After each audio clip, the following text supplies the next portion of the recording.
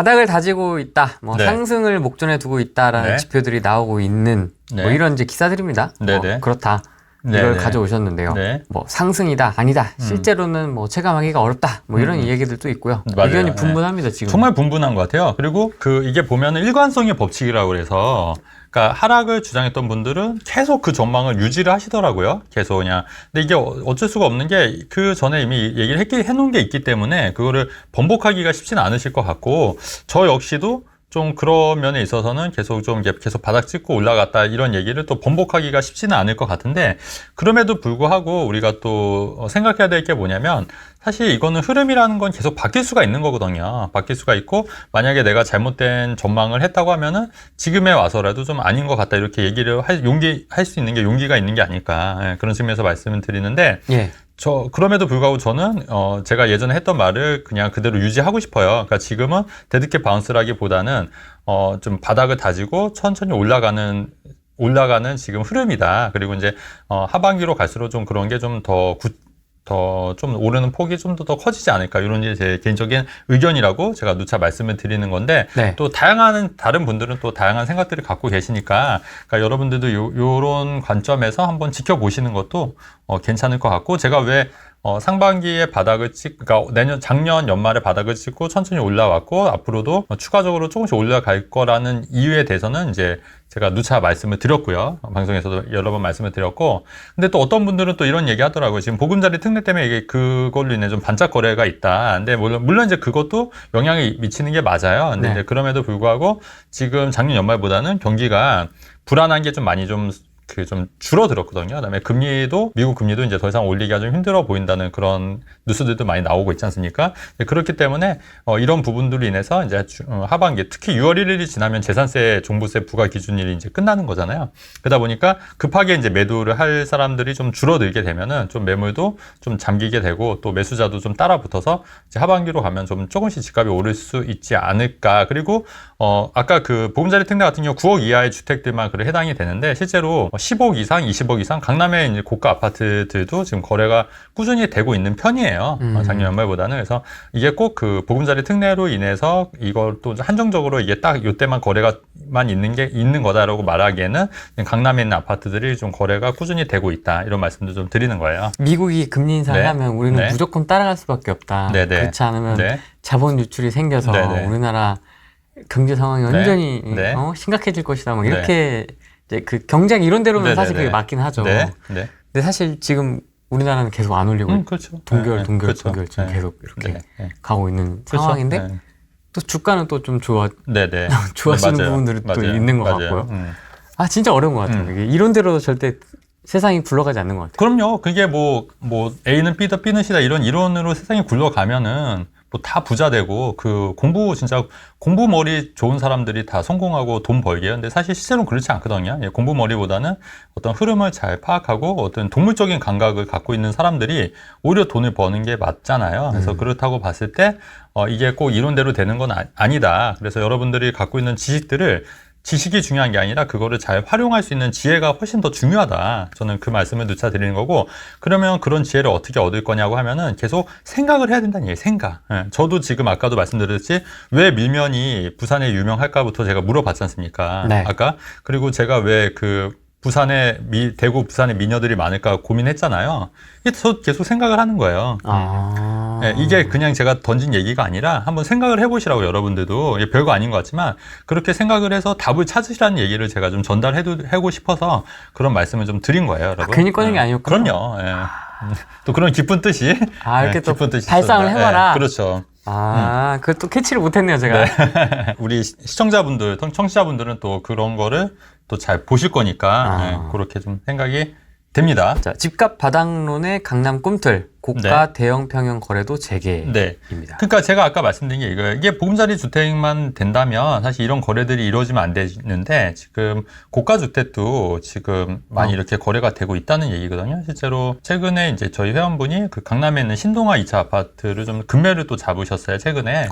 그래서 이제 그거를 이제 44평인데 26억 5천에 사셨으니까 굉장히 금매긴 하잖아요. 금매예요. 그래서 그렇게 잡았고, 그분 같은 경우는 또 이제 현금이 이제 한 30억 정도 있으셨 분이라. 자산가시네요. 네. 그래서 그동안 또 이제, 열심히 또 돈을 버셔가지고 모으셔가지고 그렇게 하셨던 분이고 그래서 의외로 이렇게 돈이 현금이 많으신 분도 굉장히 많고 또 이렇게 금매를 또 하실 수 있는 분들이 많이 있기 때문에 이런 분들은 또 지금 강남권에도 이제 아파트들 해서 이제 거래가 좀 되고 있다. 물론 이제 뭐 한창 때보다 거래가 된 건 아니지만 그래도 꾸준히 거래는 되고 있다. 좀 이런 말씀을 좀 드리는 겁니다. 강남 아파트 금매로 잡으면 되게 기분이 좋을 것 같아요. 왜냐면 이 네. 금매니까 그쵸. 차익이 크죠. 꽤나 크잖아요. 그쵸. 마곡도 뭐 1, 2억씩인데. 그렇죠. 그래서 그런 거 잘만 잡으면 그냥 바로 앉은 자리에서부터 뭐 한 3, 4억, 5, 6억을 벌 수가 있는 거기 때문에. 근데 이제 물론 이제 또 그걸 또 팔아야 되는 거니까. 또 이제 그런 분들은 또 그렇게 생각 안 하시고 어차피 또 장기로 가져가실 거니까. 또 이제 그렇게 이제 하시려고 하는 거고. 제가 또 팁, 요번에 저도 좀 알게 된 건데 팁 하나 좀 드리면. 네. 재건축 아파트를 사고 이제 신규 아파트를 사더라도 대체주택 비과세라는 게 적용이 돼서 만약에 신규 주택을 그러니까 재건축이 이게 이제 멸실이 되지 않습니까? 재건축. 그러면 이제 내가 살 집이 없으면 다른 집을 대체로 살라도 이거를 비과세 받을 수 있는 거예요, 조건이. 그래서 요거를 대체주택으로 해서 대신에 이제 거주 요건이 있더라고요. 그래서 1년 이상 거주하는 거를 이제 팔면은 비과세 받고, 이제 여기는 또 비과세 되니까. 그러니까 내가 대체주택이라고 해서 재건축 아파트를 사면은, 1+1으로 비과세 혜택을 받을 수 있는 방법이 또 있더라고요.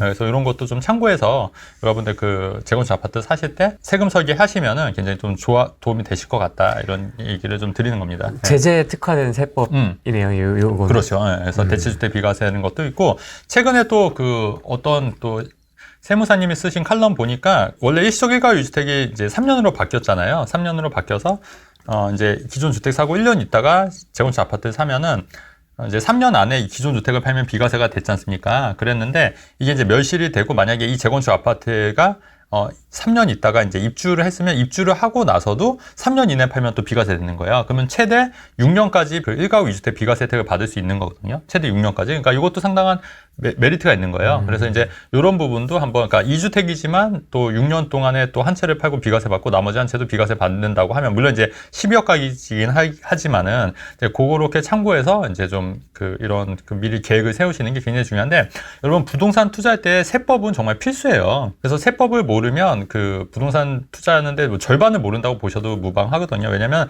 생각보다 이 세금이 굉장히 많이 나오거든요. 그래서 이제 세금을 반드시 아셔야 되고, 또 절세할 수 있는 방법들을 좀 다양하게 사례별로 다 다르니까 그런 방법들을 찾으셔서 부동산 투자를 하시는 게 정말 중요하다는 얘기를 좀 드리고 싶습니다. 비과세가 중요하긴 하지만 욕심으로서가 아니라 좋은 걸 싸게 잡아서 많은 거래를 해야 부를 늘려갈 수 있지 않나요? 대표님께서는 비과세를 항상 강조하셔서 대표님이 가진 생각이 궁금합니다. 네, 맞아요. 그러니까 좋은 걸 싸게 잡아서 많은 거래를 하는 게 맞는데, 이제 그건 이제 기본인데요. 그 중에서도 우리가 비과세를 받을 수 있는 거를 챙겨가야지 더 좋다는 얘기고, 제가 이 말씀에 제가 부정하는 건 아니에요. 그래서 당연히 좋은 거래를 많이 거래하거나 아니면 또 다주택 전략으로 가는 게 훨씬 유리하죠. 근데 다만 우리가 이제 챙겨 먹을 건 챙겨 먹자. 그리고 사실 강남권 아파트를 사면 또 종부세라든가 이런 재산세 때문에 실제로 다주택 전략으로 가기 좀 힘들 수 있지 않습니까? 그러면 좀 2주택 전략으로 하지만 2주택이지만 또 비과세 전략을 가지면 수익률이 높아지니까 그런 부분에 대해서 말씀을 드리는 거예요. 그러면 비과세를 포기할 정도면 정말 확실한 곳에 배팅을 해야 되겠네요. 그런 것도 있지만, 이제 확실한 것도 있지만, 이제 여러 채를 더 하는 거죠. 어차피 비과세 포기하니까. 아예 저처럼 그냥 다주택 전략을 가는 거죠. 비과세 포기하고. 왜냐면 이미 더러워진 그렇죠. 확실하게 그렇죠. 그냥 더. 그런 분들은 이제 더 가는 거예요. 뭐 3주택, 뭐 4주택, 5주택 이런 식으로 이제 가는 거죠. 물론 이제 너무 무리해서 뭐 대출을 막 풀로 받아서 이렇게 하라는 얘기가 아니고, 자기가 갖고 있는 자산 범위 내에서 이제 다주택 전략으로 가는 것도 하나의 방법이라는 얘기예요. 와이프 명의로 2채가 있고요. 제 네. 명의로 1채가 있는데 혼인신고는 제 명의로 1채 더 하고 신고하는 게 나을까요? 와이프가 2채 있고 본인이 1채 있는 거잖아요. 네. 그러니까 총 3채인데, 그렇죠. 이제 취득세 관련해서는, 그러니까 2주택까지는 취득세가 1%예요. 근데 만약에 혼인신고를 하면 이제 3주택이 돼버리니까 취득세가 이제 4주택이 돼버리니까 12%가 되는 거잖아요. 그러니까 그렇죠. 이제 혼인신고는 본인 거 하나고, 어차피 이거는 1채씩이 아니라 2채니까 2채니까 일시적 일가구, 혼인을 통한 일시적 일가구 2주택 비과세는 안 돼요. 그러니까 아마 취득세 때문에 그러신 것 같거든요. 그러니까 취득세는 당연히 그렇게 하시는 게 맞죠. 한 채 더 하시고 혼인신고 하는 게 취득세에는 절감 효과가 있는 겁니다. 네. 하나 더 네. 사실 거를 보고 있다는 얘기네요. 그러네요. 네. 부럽습니다. 아니면 아예 그냥 혼인신고를, 근데 이것도 제가 좀 나중에 뒤에서 좀 설명하려고 했는데 이것도 좀 문제가 뭐냐면, 예. 지금 그 혼인신고도 안 하고 저출산율도 높잖아요. 그래서 저는 혼인을 통한 일시적 일가 위주택 전략이 썩 좋은 것 같진 않아요. 그러니까 이제 개인적으로는 좋은데 그러니까 국가적으로 측면에서는 그게 오히려 출산율을 낮추고 결혼을 못하게 하는 거를 막는다. 그리고 이제 또 뭐가 문제냐면 대출이 혼인을 하면 더 안 나와요. 오히려. 그러니까 지금은 각각 1주택이면은 훨씬 더 대출을 많이 받을 수 있는데 혼인을 하게 되면 대출이 더 안 되고요. 또 혼인을 하게 되면 취득세도 불리해지고요. 그렇지 않습니까? 세대 때문에 취득세도 불리해지고 양도세도 불리해지는 거예요. 그러면 누가 결혼을 하냐고요. 애를 낳고. 그래서 저도 그 뒤에서 얘기하겠지만 이 출산율을 높이고 하려면 이런 정책들을 좀 가감히 좀 바꿔야 돼요. 그러니까 예를 들어서 혼인신고를 한다 하더라도 비과세 혜택은 똑같이 적용을 해주던가, 혼인신고를 해서 애를 낳으면 생애세초나 신혼부부 특별공급을 더 늘려서 청약을 더 많이 해주던가, 아니면 대출을 더 많이 해주던가, 금리를 낮춰주던가, 이런 식으로 인센티브 주는 거를 정책을 해야지 출산율도 올라가고, 결혼도 많아질 거다. 근데 지금 정책들은 오히려 결혼을 하지 않아야지 되는 게 더 유리한 정책들이 많다는 얘기예요. 그래서 그런 부분은 좀 개선이 돼야 되지 않을까. 저는 좀 개인적으로 그렇게 생각합니다. 네. 맞습니다. 혼인신고하면 너무 불리하게 되어 있어요. 네. 그래서 요 방송을 정책 이반자 하시는 분들이 좀 보면 좋을 것 같아요. 적폐 방송이긴 하지만. 네. 왜냐면 요 얘기를 왜 하려고 하냐면 제가 또 뒤에 전세 관련 제도랑 좀 얘기 좀 하려고 그래요. 그래서 여러분 그 세금이 중요한 게 그 일반 아파트는 6억에서 10억 에 팔아도 세금이 없지 않습니까? 비과세잖아요. 근데 그렇게 하면 차익이 6억이에요. 근데 6억을 사업소득으로 벌려면 세금이 거의 절반이에요, 진짜. 그럼 3억이거든요. 근데 주택으로 하게 되면 2년마다 그렇게 비과세 전략을 쓰면은 사실은 6억을 세금 없이 벌 수가 있는 거기 때문에 그래서 앞바퀴 뒷바퀴가 굉장히 중요하다는 얘기예요. 그래서 6억을 사업이나 이게 근로소득을 벌기에는 굉장히 힘들다. 하지만 부동산으로 벌기에는 훨씬 더 효과적이기 때문에 요 절세 전략을 잘 써서 하시면, 왜냐면 2년마다 보유해도 비과세 되니까 그때마다 비과세 받을 수 있다는 얘기예요. 그러니까 그거를 정말 잘 노리시면은 부동산으로 돈을 벌 수 있는 좋은 방법이다. 이 말씀을 드리는 겁니다. 그 밀면 관련해서 제가 또 기억이 나는 게 뭐냐면 제가 한 10년 전이었을까? 10년 전에 이제 친구들이랑 제가 부산에 간 적이 있어요. 가족 그때는 결혼했을 때니까 갔는데 그때 밀면을 먹었는데 그때는 희한하게 사실 밀면해서 그냥 시키는데 저는 그냥 사리를 시켰거든요. 사리. 왜요? 밀면. 그러니까. 식사를 왜 안 하시고? 그러니까 친구들 먹는데 저는 많이 안 먹고 싶다고 친구들 먹을 때 사리 하나 시켜서 먹었거든요. 근데 친구가 야, 왜 그러냐고 그냥 시켜서 먹으라 했는데 나 별로 배 안 고파. 사리 먹을게 해서 그냥 사리가 좀 쌌었잖아요. 근데 이제 사리에는 이제 계란이나 이런 게 없는 거예요. 그렇죠. 근데 그냥 먹었는데 근데 그때만 하더라도 그게 막 좀 비쌌다고는 생각이 들었어요, 저는. 10몇 년 전에 얘기예요. 10몇 년 전에. 그러니까 그렇게 막 경제적으로 궁핍한 게 아니었는데 그 전까지만 해도 이게 좀 비싸다는 생각이 들고 좀 이렇게 여행 와서 돈을 많이 쓰니까 좀 아껴야겠다 이런 생각이 좀 들어서 그랬던 것 같거든요. 10몇 년 전에. 근데 지금 생각해 보니까 그렇게 내가 돈이 없었는 게 아니었는데 근데 그러니까 제가 생각해 보니까 그때 뭔가를 또 이제 그 미래를 준비하기 위해서 굉장히 돈을 나름 아꼈다는 거예요. 그러니까 여행을 가서 밀면 사리를 먹을 정도로 뭔가 저는 좀 이렇게 계획이 있었던 거죠. 그러니까 좀 아껴서. 근데 그 생각이 요번에 들면서 그거 진짜 돈 얼마 안 돼. 왜냐면 지금은 사실은 뭐 몇만 원짜리, 몇십만 원짜리도 그냥 쉽게 그냥 계산하고 별 어려움이 없이 그냥 쓰거든요. 근데 이제 그때만 해도 그게 밀면 해봤자 얼마 했겠습니까? 그거 하나 시키는 게. 근데 그게 아까워서 그냥 사리를 시켰다는 거예요, 제가. 네. 그러니까 그게 뭔가 좀 준비를 하기 위해서 그랬던 거예요. 10몇 년 전 얘기예요. 네. 그러니까 그렇기 때문에 그러니까 저도 아껴서 쓸 때는 굉장히 아껴서 썼다는 거죠. 30대 때 얘기. 그렇죠. 30대 초반에. 네. 근데 30대 초반에도 제가 돈이 없었던 건 아니었거든요. 이미 많은 자산이 있었는데 아마 쓸 돈이 많지는 않았던 것 같아요, 그때. 그래서 이제 부산에 와서 너무 내가 많이 쓴 거 같으니까 좀 이런 거라도 좀 아껴야겠다 이런 생각을 했던 것 같아요.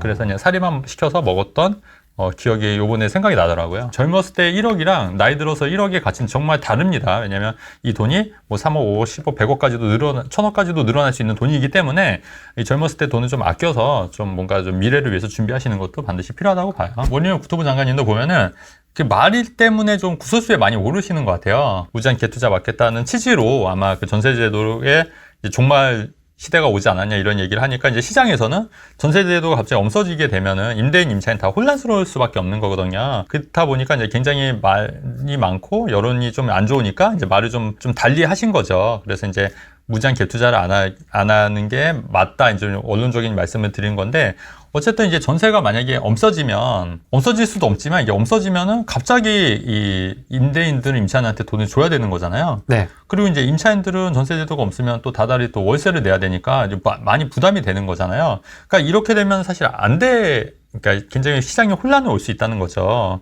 근데 그렇다고 또 전세를 끼고 무제한 갭 투자를 해서 또 돈을 버신 분들도 돈을 벌어서 또 그런 거를 또 이제 은연중에 또 이렇게 강의를 많이 하시고 책도 내시고 또 그런 거에 대해서 또 모든 사람들이 또 그렇게 되면은 사회가 또 이렇게 썩 좋은 방향으로 굴러가는 건 아니거든요, 사실. 근데 그 말씀도 좀 이해가 돼요. 자, 그러면 어떻게 해결을 해야겠냐. 여러분들 같으면 어떻게 해결하면 좋을 것 같아요. 근데 아마 그게 담보에 따라서 이제 전세를 이제 못 놓는 그런 적으로 나올 것 같거든요. 전세. 근데 그것도 이제 일리가 있는데 제가 보는 견해는 이렇게 한번 해보는 거 어떨까 싶어요. 예를 들면 제가 예전부터 생각했던 건데 뭐냐면 아파트 개수에 따라서 그 양도세, 취득세는 건들지 말고 왜냐면 이제 거래가 원활해야 되니까 그냥 이제 그 재산세나 종부세 있지 않습니까? 원래 내야 되는 거를 조금씩 할증을 하는 거예요. 그러니까 할증. 그러니까 2주택은 뭐 한 1%, 3주택은 2%, 4주택은 그러니까 그게 정말 크게 부과하는 게 아니라 아주 조금씩. 물론 유예기간을 두고 그래서 만약에 50주택이다 그러면 뭐 50%까지 그렇게 조금씩 할증을 하다 보면 50%? 네, 50%까지 종부세 50%? 네, 그러니까 본인이 원래 내야 되는 세금에 플러스 할증이 되는 할증. 아, 할증. 네. 조금씩 근데 그게 막 당장 시장에 영향을 줄 정도로 하면 안 되고 이렇게 조금씩 해서 사람들이 좀 이제 그 좀 아파트 개수를 너무 많이 하는 거에 대해서 좀 부담을 느끼도록. 이렇게 슬라이딩 방식으로. 예, 조금씩. 그렇게 하면은 자연스럽게 조금 이렇게 갭 투자에 대한 그런 사람들의 욕구도 좀 낮아질 거고, 왜냐면 그럴 바에는 굳이 아파트 개수를 늘릴 필요가 없거든요. 다만, 양도세, 취득세는 동일하게 가야 돼요. 동일하게. 왜냐면 거래가 좀 활발하게. 그래서 양도세 중과를 또 하게 되면은 사람들이 안 팔아서 오히려 그 집값이 오르는 효과가 있거든요. 그래서 이제 이제 집값을 낮추거나 안정적으로 가려면은 양도세는 완화하고요. 취득세도 똑같이 8%, 12% 이렇게 늘린 게 아니고 완화하고요. 이 재산세나 종부세를 아주 조금씩 요율을 높여서 유예기간에 두고 올리는 거예요. 개수에 따라서. 그러면 어차피 내가, 원래 그 100만 원 낼 사람이 110만 원 내거나 개수에 따라서 120만 원 내고 조금씩 할증이 되는 거지 않습니까? 부담이, 그러면 내가 자연스럽게 시장이 이제 너무 많은 아파트를 소유하는 게 썩 좋은 게 아니니까 본인한테도. 그러면 전반적으로 안정이 되지 않을까? 저는 개인적으로 예전부터 갖고 있던 제 생각이거든요. 그거를 너무 과하게 하면은 오히려 이거를 이제 임차인한테 전가시킬 수 있는 위험도 있으니까 아주 조금씩 미비하게 그렇게 적용을 해서 이거를 이제 전세 비중을 좀 낮추면서 그리고 이제 갭 투자 문제도 해결할 수 있는 방법이지 않을까 저는 개인적으로 그렇게 생각을 하는 바이거든요. 근데 이제 아마 이거는 근데 어차피 안 돼요. 안 되는 어차피 의미가 없는 게 어차피 이제 정책이 나올 건데 근데 제가 우려하는 건 뭐냐면 그동안 우리가 보면 부동산 정책들을 보면은 사실은 임대차 3법도 그렇고 물론 이제 전 정권이긴 하지만은 임대차 3법도 그렇고 이런 법들이 굉장히 좀 약간 어설프고 약간 설익은 정책들이 급하게 그런 정책들이 굉장히 많았잖아요. 그러다 보니까 오히려 시장에는 부작용이 생겨서 오히려 시장에는 더 해를 끼치는 정책들이 많았다는 얘기예요. 그렇기 때문에 이런 정책들을 그 똑똑하신 분들이니까 이런 정책들을 잘 내려면 잘 설계하시고 여러 가지 경우의 수를 잘 살펴보시고 정책들을 좀 내놓아 주시면 좋겠다. 그렇게 되고 그 다음에 또 우리도 좀 생각해야 될 게 뭐냐면 저는 이제 좀 그런 생각 하거든요. 갭 투자가 어느 순간 저는 사실은 물론 전세 끼고 주택을 사는 게 이제 레버리지 측면에서 유리하긴 하지만 저는 이게 뭐 그렇게 대단한 투자법이라고 생각한 적이 없거든요. 그렇습니까? 갭 투자. 예. 저는 뭐 그냥 이렇게 하는 게 레버리지를 놀리는 근데 어느 순간 신이 돼버렸어요. 예, 이게 뭐 마치 대단한 투자법인 양 뭐 그런 책들이 진짜 우후죽순 쏟아지고 그런 걸 강의를 통해서 강의를 하시는 분들이 또 자기네 그 책들을 또 돌려가면서 또 홍보해주고 어떻게 보면 그 네트워킹이 돼서 마치 갭 투자가 무슨 부동산 투자의 바이블인 양 그렇게 하는 게 저는 되게 사실 옛날부터 좀 꿀사나웠거든요, 솔직히. 왜냐면 이제 소액으로 시작하다 보니 뭐 1억 이하지 않습니까? 네네. 보통 그러면 이제 소액으로 어쨌든 자산을 빠른 시간에 불릴 수 있는 건 레버리지를 활용해야 되는 것이고 근데 대출이 아니면 전세 레버리지인데 네. 이제 대출은 어느 정도 한계가 네. 있으니까 네. 자연스럽게 이제 전세 레버리지, 전세 끼고 사는 맞아요. 거에 좀 더 네. 포커스를 젊은 사람들이 맞추게 되고 그렇죠. 젊은 사람들이라고 하니까 되게 이상하다. 네. 네. 네, 내가 늙은 사람 같은데 네. 어쨌든 그렇게 이제 자연스럽게 좀 그런 쪽으로 좀 관심이 가게 돼서 그렇죠. 근데 이제 그것도 이제 좀 정도가 있는데, 근데 어느 순간 그게 막, 어느 순간 책 때도 막 그런 책 많았잖아요. 뭐 100채, 200채, 300채. 300채. 뭐 그러다 보니까 이제 그거를 또 추종하고 따라하는 사람들 보면은 하다가 지금 역전세 때문에 이제 어마어마하게 또 망하는 케이스도 굉장히 많고, 이게 부작용이 지금 이제 많이 나오고 있는 거예요. 물론 상승계는 그런 부작용이 없지만 하락계는 또 그런 게 부작용이 굉장히 많이 나왔지 않습니까? 근데 저는 그거를 막 또 추종하고, 그런 사람들을 막 추종하고 그런 걸 보고서, 그리고 또 뭐 그런 그 네트워킹에 의해서 서로 책 홍보해주고 이런 것도 저는 별로 솔직히 안 좋게 봤다는 얘기인데, 근데 그런 거를 통해서 이제 사람들도, 근데 참 신기한 게 그게 마치 무슨 당연한 듯한 어느새 그런 분위기가 되는 게 전 너무 신기했거든요, 사실은. 네. 그러니까 신기했다는 표현이 맞거든요. 그래서 그런 거 보면 참 이게 세상 돌아가는 게 너무 참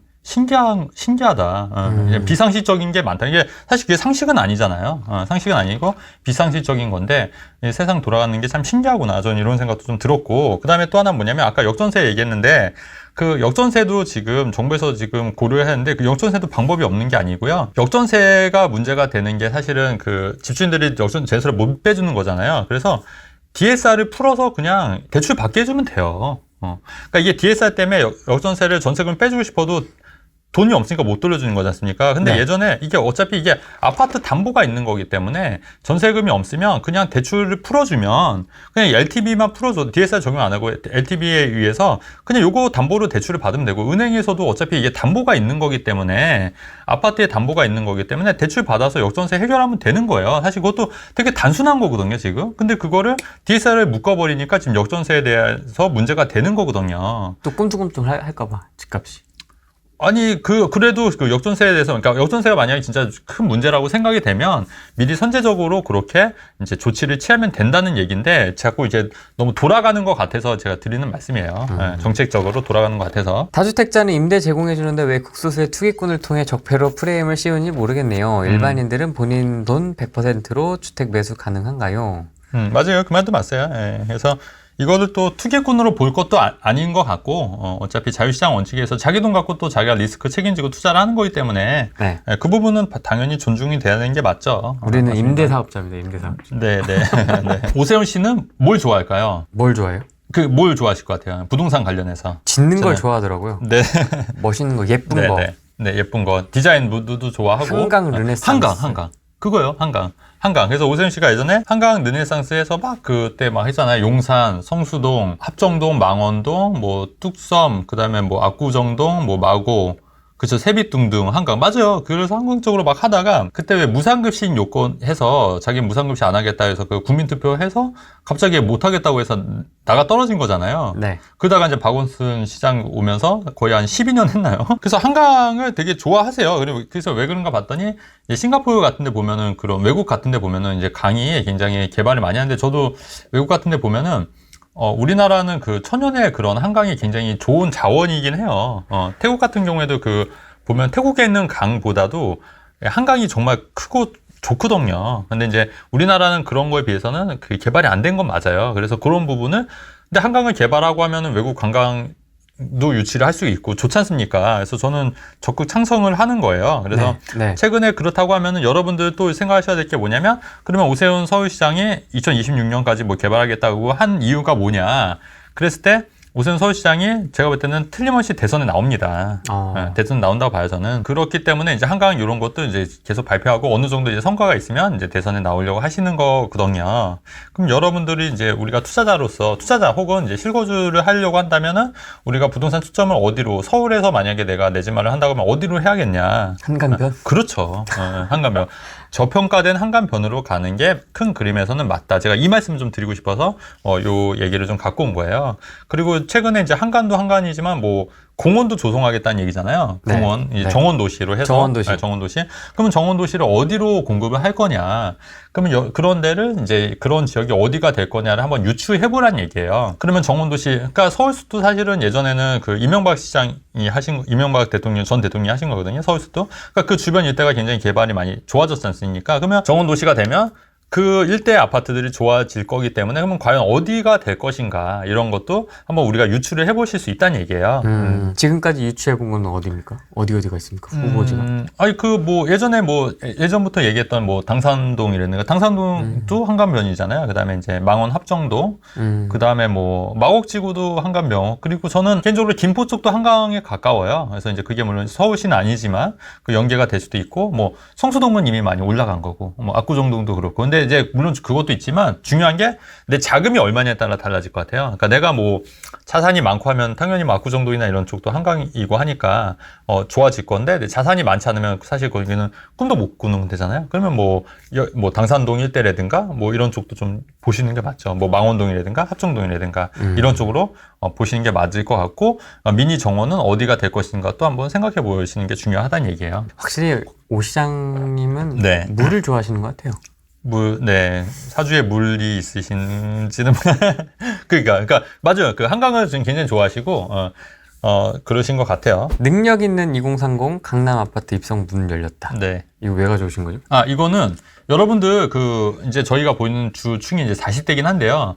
요거는 이제 아마 동생들한테 많이 얘기해 주세요. 주변의 동생들한테. 청약이 예전에는 그 가점이어서 이제 거의 힘들었잖아요. 근데 지금 청약이 이제 많이 이제 추첨으로 많이 늘어났기 때문에 이제 여유만 되면은 이제 강남에도 충분히 청약으로 당첨이 될 수 있다는 얘기예요. 근데 이제 다만 이게 중요한 게 뭐냐면 자금력이 많아야 되지 않습니까? 돈이 네. 많아야 되잖아요. 근데 네. 이제 중도금 대출 이런 것도 나오거든요, 지금. 그렇기 때문에 계약금 정도만 준비하시면은 이제 충분히 청약이 가능하다. 특히 강남 3구나 용산 같은 경우에도 추첨제가 있기 때문에 이런 거는 적극적으로 노려보셔라. 그렇게 말씀을 드리는 거고, 보시면 예전에는 이제 100% 가점이었는데 이제 85제곱미터로 추첨제가 이제 30%, 그리고 이제 85 초과도 이제 추첨이. 그러니까 이것도 예전에는 85 초과가 추첨이 많았는데 요거를 오히려 85 초과는 이제 실거주가 많다고 판단해서 가점을 더 늘린 거예요. 전에도 말씀드렸듯이. 근데 요거는 정말 맞는 정책이에요, 이게. 그리고 추첨제를 오히려 줄였고, 오히려 소형 같은 경우 추첨제를 더 늘렸거든요. 그래서 이런 거는 굉장히 잘한 정책인 것 같다. 그래서 이렇게 좀 관심 있게 보시면 갈 것 같고, 여기 보시면 청담 느엘이나 이 기사 굉장히 중요해요. 그래서 청담 느엘이나 신반포 메이플 자이 같은 경우에도 굉장히 좋은 재건축 단지들 이런 것들도 많이 하기 때문에 이런 것들도 좀 관심이 있는데, 물론 이제 세대수가 많지는 않으니까 경쟁률은 굉장히 치열할 거다. 하지만 우리가 또 가장 손쉽게 가장 효과적으로 내 집 마련하기 위해서는 이런 청약 제도를 잘 활용하시는 것도 굉장히 괜찮다는 말씀을 드리려고, 요 기사 굉장히 중요하니까 요거를 좀 관심 있게 가지시라는 말씀 드리고. 근데 여러분, 제가 청약은 제가 어떻게 알아요? 청약 제가 그때 한번 프렌티비에서 한번 얘기한 적이 있는데, 사실 핵심 지역은 청약 당첨되기가 어려워요. 그렇지 않습니까? 그래서 제가 쓰는 전략은 핵심지는 그냥 사는 거예요. 그리고 외곽 지역을 청약으로 노리는 거예요. 외곽 지역을. 수도권 외곽 지역. 근데 수도권 외곽 지역은 재당첨 제한이 없거든요. 그래서 서울 핵심지는 그냥 사시고, 외곽지를 청약으로 노리면 청약으로 인해서도 이제 굉장히 많은 수익을 얻을 수 있다. 그리고 당첨이 여러 번 되면 그거에 대해서 또 굉장히 좀 좋은 혜택을 볼 수가 있다. 이렇게 좀 이해하시면 될 것 같아요. 네, 그래서 이것도 어떻게 보면 역발상이죠. 역발상. 청약으로 대부분 좋은 데를 하려고 하잖아요. 근데 청약으로 좋은 데를 하려니까 안 되는 거거든요. 그러니까 오히려 저는 역발상으로 청약으로 좀 안 좋은 데 하자 이 얘기예요. 그러면 여러 번 할 수 있다는 얘기예요. 여러 번. 그렇게 해서 저도 실제로 굉장히 많이 당첨이 됐거든요. 그러네요. 네, 역발상이네요. 보통은 그렇죠. 이게 신중해야 되니까 한 장 남은 카드니까 신중하게 써야 된다라고 생각해서 네. 제일 좋은데 기다렸다가 보통 이렇게 하려고 하는데, 그렇죠. 예. 거기가 제일 경쟁이 치열하거든요. 그렇죠. 사실. 그래서 당첨이 안 되는 안 거예요. 되죠, 보통은. 그러니까 오히려 저는 수도권에 오히려 좀 비인기 지역을 노리면 오히려 여러 번 당첨되기 때문에 그렇게 해서 청약으로 돈을 벌 수 있다는 거예요. 그러니까 다주택 전략으로 가실 거면 오히려 그렇게 가는 전략도 굉장히 나쁘지 않다는 말씀을 드리는 겁니다. 굉장히 중요한 얘기예요. 그리고 저는 이렇게 말만 하는 게 아니라 실제로 제가 그렇게 하고 있어요, 여러분. 그렇기 때문에 굉장히 중요한 얘기를 드리는 겁니다. 방송하고 나서 한 방송 올라가기까지가 한 20일 정도 걸리죠. 한 대략. 그렇기 때문에 이 방송, 실시간 방송 보시는 분들은 굉장히 좋은 거예요. 왜냐면 이 나중에 방송 들으시는 거랑 또 다르고 실제로 제가 그 지난번에 실시간 방송 찍고 최근에 올라오는 방송 보니까 그게 또 어느 정도 다 현실화가 됐더라고요. 그 사이에 그죠? 그래서 그런 거 보면은 제 말 꾸준히 잘 들으시고 여러분들 또 의사 결정하시면은 정말 많이 도움 되실 거예요. 이 사실 이 정보의 가치라는 게 얼마일지 가늠이 안 돼요, 여러분. 어떤 분들한테는 진짜 몇십억의 가치가 될 수 있는 거고 또 어떤 분들한테는 뭐 몇 억의 가치가 될 수 있는 거고 또 어떤 분들은 몇 천만 원의 가치가 될 수 있는 거라고 저는 보거든요. 그 너무 고액의 강의 그런 것도 물론 뭐 좋을 수 있지만은 좋을 수 있지만 근데 사실 이게 무료잖아요, 무료. 무료로 이렇게 또 좋은들 얘기들 듣는 것도 굉장히 도움이 많이 되실 수 있다고 생각을 합니다. 네. 하지만 조회수는 안 나옵니다. 슬프다. 관심이 떴거든요, 이미. 제가 작년 연말부터 계속 5호선 말씀드렸잖아요. 네. 네.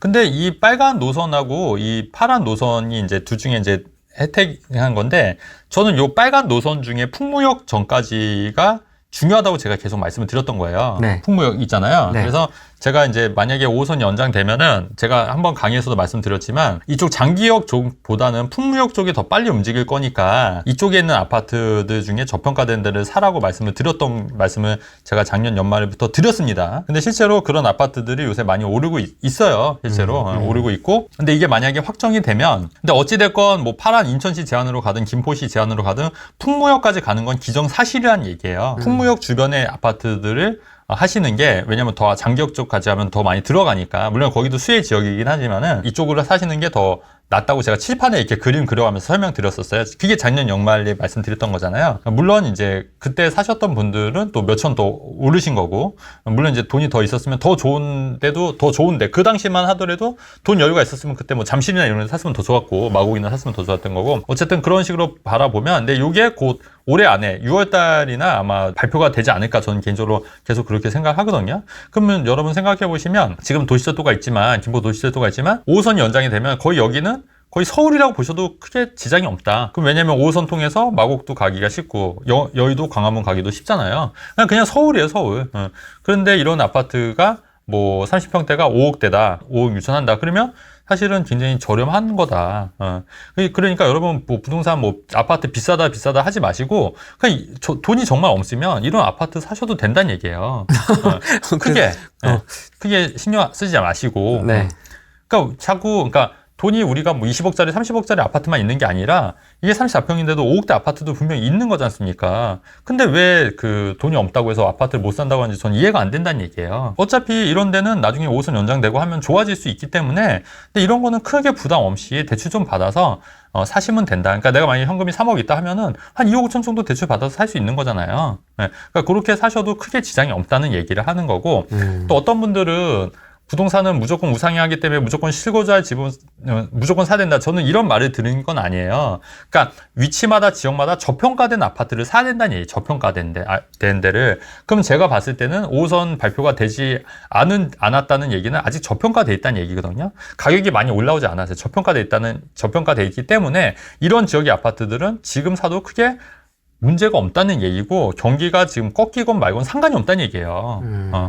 그러니까 이런 아파트들은 사셔도 된다는 말씀을 드리는 겁니다. 예. 제가 작년 연말부터 계속 말씀드리는 거예요. 근데 이런 거는 사실 네. 좀 중장기로 봐야 네. 되는 거 아닙니까? 이런 큰 개발 호재 같은 경우. 아니요. 그러니까 일반적으로 지하철이 발표 착공 완공에 따라서 이렇게 계단식으로 오르거든요. 네. 지금은 발표 직전이란 얘기예요. 발표 직전이기 때문에 이거는 단기간에도 가격이 좀 흐름이 있을 수 있어요. 그리고 좀 있다가 또 착공되면 또 오르고 완공되면 또 오릅니다. 예, 그렇기 때문에 근데 이런 거는 크게 미칠 게 없는 게 제가 누차 말씀드렸듯이 그 수도권의 5억대 아파트는 계속 그 신규 아파트, 신축 아파트가 뭐 2, 3년 된 신축 아파트가 5억대라고 하는 거는 앞으로 건축비라든가 이런 게 많이 올라가기 때문에 결코 마이너스 될 가능성이 굉장히 낮다고 보는 거예요.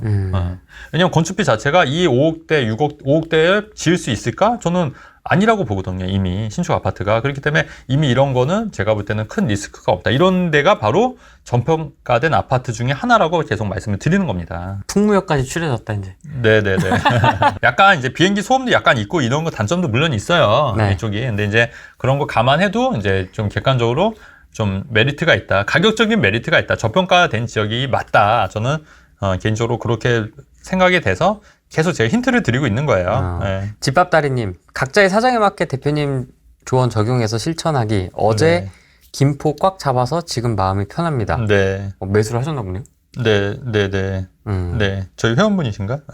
그러네요. 그렇습니다. 그래서 요거는 제가 작년부터 계속 말씀드렸던 거예요. 이미. 그래서 어느 정도 이제 이게 가시화가 되고 있고, 근데 좀 빨리 좀 할 거면 빨리빨리 하셔야지 이것도 계속 좀 뜨는 거예요. 김포랑 인천이랑 지금 이렇게 티켓타카 네, 하는 거 맞아요. 네. 그렇긴 한데, 어쨌든 제가 보면 노선 보시다시피 풍물까지는 무조건 가는 거예요. 근데 여기서 이제 어떻게 돌아가느냐, 이제 바로 이렇게 가느냐. 김포 분들은 이제 빨간 노선을 갔으면 하는 거고, 인천시는 뭐 하는 근데 거고. 네. 상식적으로 인천시 제한 노선은 이거는 너무 유턴 아니에요? 돌아가니까. 그렇죠. 너무 디귿자 아닙니까, 네, 이거는? 네. 그래서 이제 좀. 약간 조금 납득이 안 되긴 네, 하는데 네. 모르겠습니다. 뭐 알아서 전문가분들이 판단하시겠죠. 네. 근데 제가 좀 한 게 정책은 어차피 저희가 할 수 있는 게 아니니까. 네. 그러니 뭐 할 수 있는 건 아니니까 그냥 저희는 뭐 이제 그거를 이제 유추해서 이제 저희가 할 수 있는 범위, 그러니까 저희가 할 수 있다는 거는 뭐냐면 저희 투자죠, 뭐 저희 개인 투자. 그러니까 저희가 리스크 안고 저희가 내 돈 갖고 투자하는 거예요. 사실 그 방법밖에 없는 거죠, 뭐. 제가 뭐 정책을 뭐 바꾸거나 이렇게 할 수 있는 건 아니고, 그다음에 어떤 분들은 뭐 제가 뭐 내부 정보 이용해서 투자하는 거 뭐 이렇게 혹시 물어보시는 분도 있는데 전혀 그렇지가 않아요. 그렇게 얘기하시는 분도 있어요? 네, 있어요. 혹시 내부 정보 이용해서 투자하시냐고. 근데 전혀 그렇지 않습니다. 예. 그냥 여러분들 똑같은 정보를 가지고 투자 결정을 하는데 다만 저 나름대로 해석을 하고 가공을 해서 투자 의사를 결정할 뿐이에요. 그러니까 여러분들이 보는 그런 데이터나 통계 저도 똑같이 보고 다만 제가 이제 판단을 내리는 것 뿐이에요, 여러분. 네, 그래서 이 때문에 뭐 절대 뭐 내부 정보 이용해서 투자거나 이런 거 아닙니다. 저나 훈련이나 보면은 그렇게 막 포장을 하는 스타일이 아니잖아요. 그냥 있는 그대로 얘기하고 솔직하게 얘기하고 직선적으로 좀 얘기하니까 약간 오해도 사고 하는 부분도 있는데 그냥 포장하는 스타일이 아니거든요, 진짜로.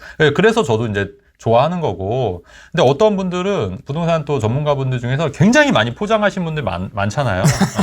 굉장히 많이 포장하고 근데 그런 분들의 또 실상을 들여다보면은 꼭 그렇지만은 않을 것 같다는 좀 생각이 좀 들어서 네. 그래서 근데 이제 대중들은 중요한 게 뭐냐면 어쨌든 포장을 하는 사람들을 좋아하는 거예요, 대중들은. 그렇기 때문에 저도 좀 포장을 해야 될 것 같아요, 우리도.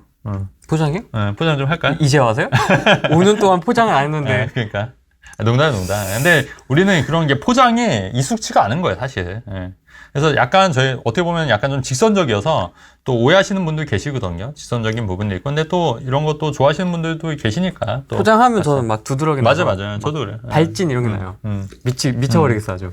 맞아요. 간지러워서. 근데 요번에 김남국 씨 같은 경우에는 굉장히 좀 제가 볼 때는 좀 정치 인생에서 좀 크게 좀 해야 되지 않을까. 좀 개인적으로 좀 그런 생각이 들고. 회원분이시래요. 김포 네네네. 하신 분이. 누군지 알겠어요. 어제 역시 금매로 금매는 아니고 그냥 그쵸, 금매죠 뭐. 싸게 잡아드렸으니까. 축하드립니다. 그러니까 제가 말만 하는 게 아니라 말과 행동이 저는 이제 그래도 일치한다. 일치한다. 근데 어떻게 이렇게 금매가 착착 들어와요? 이제 부동산이 여러 개 깔아놓는 거죠.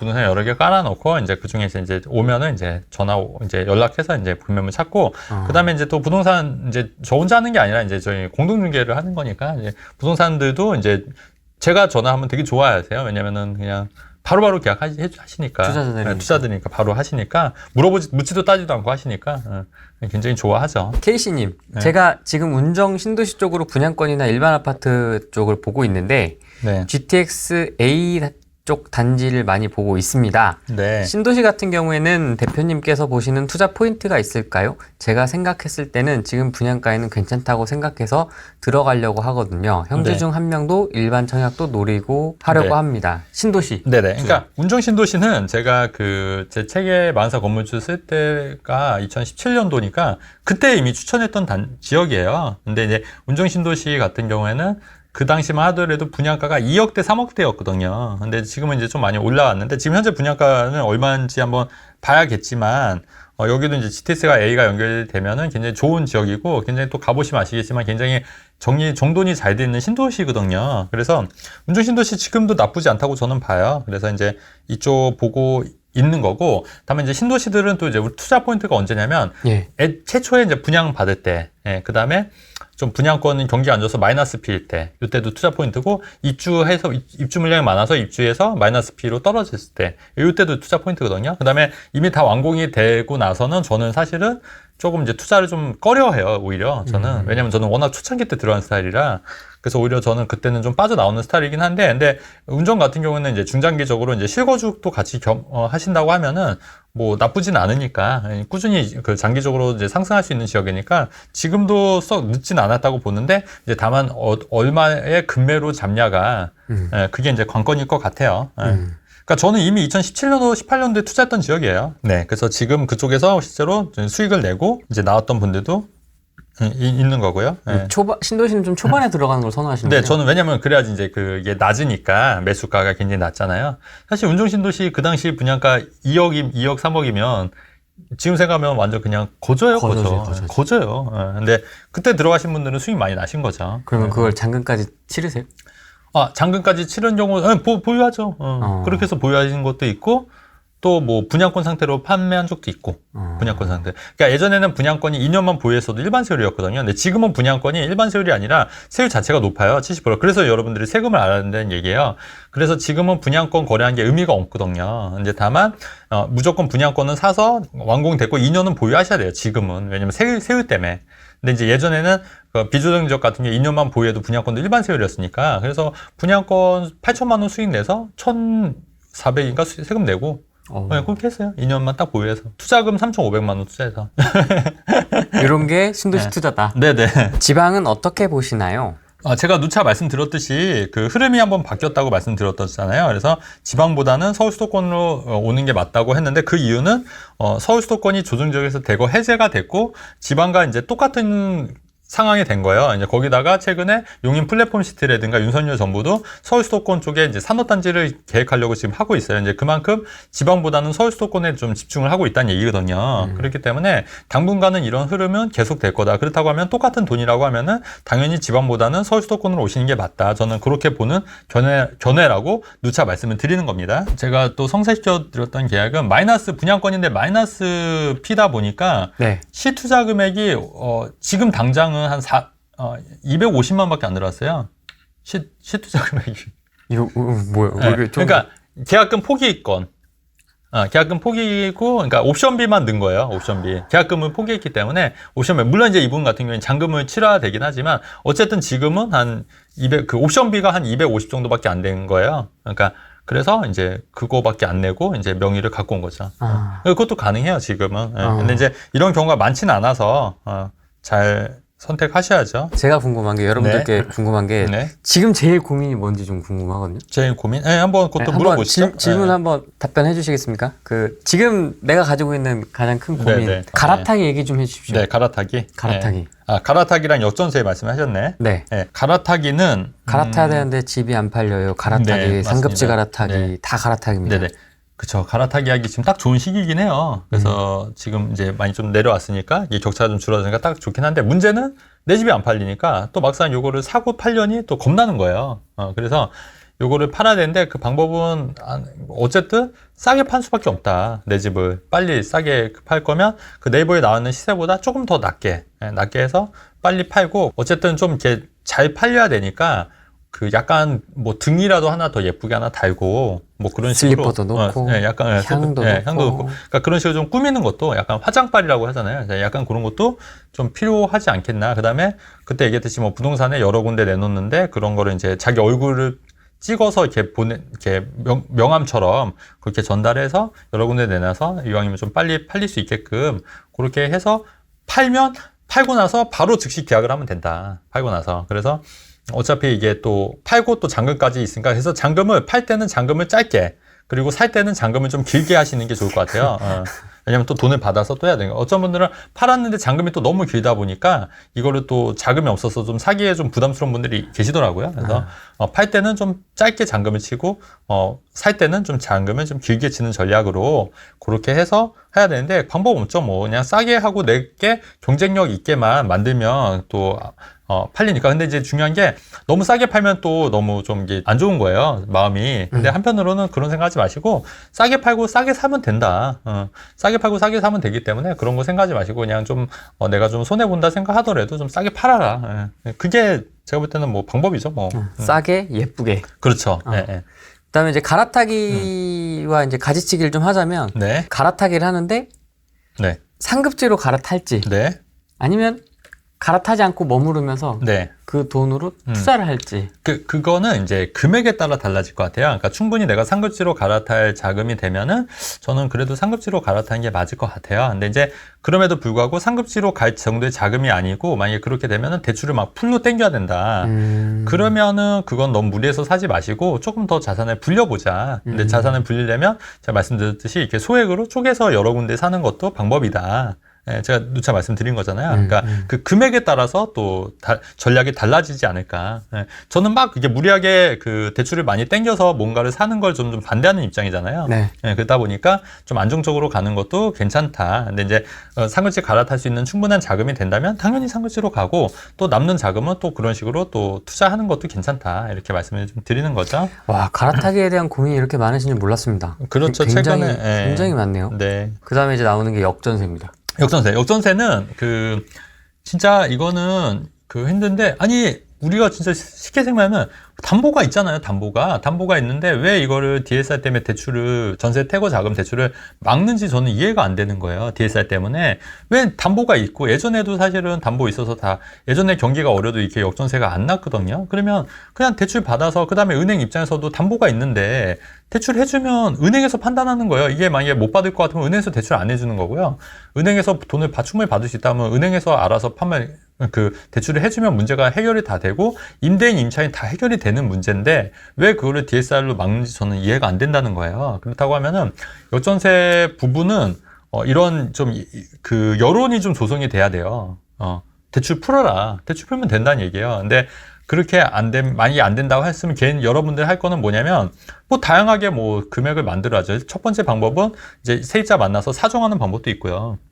오히려 내가 월세를 좀 지원해 줄 테니까 좀 살아달라. 이 사정하는 방법도 있고, 아니면 다른 데 사업자 대출을 통해서 대출 받을 수 있는 방법을 연구하는 것도 있고요. 아니면 지인들, 부모님, 혹은 다른 지인들 통해서 좀 대출을 받는 방법도 있을 수 있지 않습니까? 예. 예. 그러니까 그렇게 해서 이제 준비를 해야죠. 준비를 해야 되고, 어쨌든 요 시기만 지나면 또 좋은 시기가 오기 때문에 이렇게 어렵고 힘든 시기에 역전세를 좀 잘 버티는 지혜가 필요하다. 그리고 이렇게 한번 역전세 경험해 보셨으니까 너무 또 무리하게 투자하지 말자. 예, 저는 좀 그렇게, 왜냐면 이게 이 스트레스 때문에 금방 늙어요. 금방 늙고 힘드니까 우리가 또 부자가 되고 행복해지려고 투자를 하는 거지 않습니까? 근데 너무 스트레스 받아서 또 이렇게 투자하는 건 또 아니지 않냐. 저는 개인적으로 그렇게 생각하거든요. 그렇다고 하면은, 좀 이런 투자는 좀 지양해야 된다. 그리고, 기존에 했던 그런 투자 방식, 갭 투자로 수십 채, 수백 채 불려간다. 이런 투자는 또 그런 위험하고 리스크가 있는 거기 때문에 가급적 이런 투자에 하는 것보다는 제가 말씀드린 것들에서 개수를 좀 줄이더라도 좀 집중해서, 좀 무리 없이 좀 장기간 가는 게 오히려 더 좀 행복하고 안전하게 오랫동안 할 수 있는 투자 방법이지 않을까, 이렇게 생각을 합니다. 이런 분위기인가 봐요. 월세로 세팅을 하려고 네. 내놨더니 세입자가 보증금 2천인데 네. 전세권 설정해달라고 네. 한다고. 네. 이게 아마 지금 딱 요즘 분위기를 반영하는 그게 아닌가 싶습니다. 수도권의 투자라고 말씀하셨잖아요. 네. K 제니퍼님께서. 네. 어떤 분은 3기 신도시로 인해서 수도권 투자하지 말고, 왜냐면 입주가 또 한 번에 이렇게 오면 그쵸. 또 이렇게 네. 또 한번 휘청할 수 있기 때문에 네. 지방, 그러니까 이제 제일 안 좋은 데는 지금 대구니까요. 네. 대구나 부울경도 있고 네네. 여기 이쪽을 좀 봐야 된다라고 생각하시는 분들이 있거든요. 네네. 대표님은 좀 어떻게 보십니까? 저는 이제 가격을 좀 봐야 될 것 같은데, 3기 신도시라 하더라도 지금 건축비 자재값이 올라서 과연 이 3기 신도시 분양가가 정말 적정한 분양가, 우리가 생각하는 분양가가 될까? 저는 일단 그게 의문이에요. 그러니까 요번에 용인 플랫폼시티 같은 경우에도, 이편한 세상 같은 경우에도 분양가가 12억이었지 않습니까? 용인도. 근데 사실 거기 좀 노렸던 분들이 굉장히 많았거든요. 근데 거기가 12억이다 보니까 또 의외로 또 너무 고분양가라고 생각해서 또 청약을 못 하신 분도 계시거든요. 너무 비싸다고 생각해서. 근데 그렇다고 하면 여러분들이 3기 신도시를 많이 분양을 했는데, 물론 이제 워낙 그쪽은 이제 택지개발 지구이기 때문에 분양가가 다른 데보단 저렴하겠지만 이 건축비 자재값이 올라서 과연 내가 만족할 만한 분양가가 될 거냐, 저는 일단 이게 관건이라고 보는 거고요. 그리고 만약에 생각보다 분양가가 높으면 또 그만큼 메리트가 없어지는 거지 않습니까? 네. 그래서 그리고 수도권이라 하더라도 꼭 3기 신도시에 인접해 있는 수도권이 아니라 좀 먼 지역들도 있고, 이미 이제 산업단지 이런 게 개발이 완료가 된 지역들에 또 근처에 있는 또 수도권이 굉장히 넓잖아요. 그러니까 꼭 3기 신도시 꼭 주변에 투자라는 하는 건 아니거든요. 그렇기 때문에 큰 틀에서 봤을 때 좀 그런 쪽에 그 투자를 하는 것도 맞을 것 같고, 그 부울경 같은 경우에도 가격을 좀 봐야 될 것 같은데, 제가 볼 때는 이런데 만약에 지방 쪽에 하신다고 하면은 가격적인 메리트가 충분히 있다고 한다고 하면은 좀 장기적으로 보셔야 될 것 같아요. 장기적으로. 단기적인 보다는 최근에 뭐 울산 같은 경우에는 오늘 기사 보니까 마이너스 P에 그 오히려 돈을 더, 그러니까 계약금 포기에 돈을 더 받는 조건으로, 그러면 내 돈이 하나도 안 들어갈 수가 있거든요. 네. 근데 그런 거는 제가 볼 때는 나쁘진 않아요. 그 정도 조건이라면.